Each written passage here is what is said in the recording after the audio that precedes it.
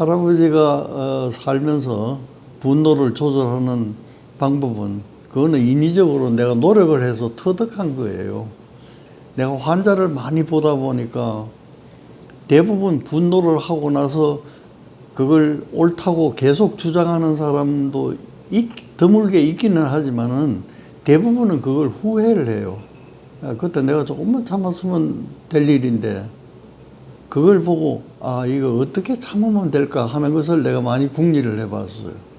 궁리를 해봤는데 어떤 분들은 자기가 토해놓고도 금방 알 수 있는 사람이 있어요. 내가 이러지 말아야 될 건데 이랬는데 이미 분노를 해버렸단 말이에요. 그러면 상대방은 그 분노에 대해서 다시 반응을 하게 되니까 반응이 오니까 거기에 대한 또 분노를 하고 이러니까 뒤로 조금 물러서서 볼 기회가 없어지는 거예요. 50%가 날아갔으니까 볼 힘이 없는 거예요. 그래서 옛날 어른들이 하시는 말씀들 들어보면 분노가 일어나면 3번 참으라고 그랬어요. 3번 참으면 살인도 면한다고 그랬어요. 이 말은 무슨 말이냐면 사람을 죽이고 싶도록 분노한 내 감정이라고 할지라도 그렇게 3번 정도 이렇게 물러서서 보면은 그 감정이 사그라진다는 뜻이에요. 그래서 할아버지는 어떤 방법을 썼느냐 하면은 남과 이렇게 어떤 다툼이 생길 때가 있어요. 개인적인 것도 있지만 또 이제 뭐 사회적인 어떤 이슈를 가지고 다투는 경우도 있고, 그런데 이제 그럴 때 분노가 일어나요. 감정이 일어나면은 어떻게 다스리냐 하면 상대방에게 말할 기회를 더 줘요. 내가 조금 더 듣겠다 이 자세로. 그러면 그만큼은 내가 기다려야 되잖아요. 그렇기 때문에 첫째는 내가 상대방에게 기회를 더 많이 줘요. 말씀해 보세요. 그러고 이제 또 이래 얘기하면 내가 아직 분노를 조절할 정지가 덜 돼 있으면 그건 그런데 이거는 어떻습니까? 그러면서 이런 질문을 통해서 그분이 말을 좀 이어가도록 내가 만들어요. 이어가도록. 그러면 이제 그거 하는 동안에 나는 내가 생각을 하는 거예요. 그 다음에 두 번째로는 말을 내가 많이 하면은 뭐라고 할까? 정당한 말도 있지만은 분노 때문에 안 해도 될 말을 내가 하게 되는 거예요. 그럼 그게 약점이 되는 거예요, 약점이. 내가 공격받을 약점이 되고 분명히 내가 잘못한 거예요, 그거는.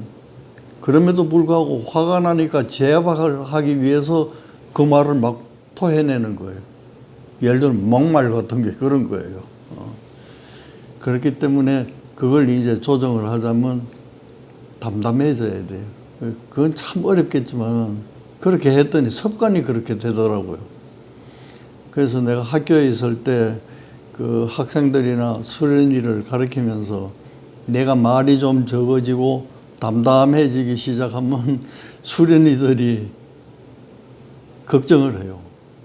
내가 이거 뭘 잘못해서 우리 과장님이 저렇게 화를 내시는가. 담담해지는 걸 화를 내가 조절하려고 그런다는 것을 수련이들이 알기 때문에 그런 얘기를 하는 거예요. 근데 나는 그게 습관이 되니까 참 좋아요. 습관이 될 때까지는 자꾸 이제 불쑥 이렇게 분노가 올라오기 때문에 그걸 감당하기가 어려웠는데 환자를 보면서 그 다음에 반면교불로 삼아서 내 습관을 그런 방법으로 한번 이렇게 이끌어가 보니까 너무 괜찮아요. 예를 들어 담담해지면 상대방이 보기에 이미 화를 안 내잖아요. 나도 화를 다스렸잖아요. 그 다음에 나오는 말은 내가 합리적인 논리적인 얘기로 답변을 줄 수가 있는 거예요.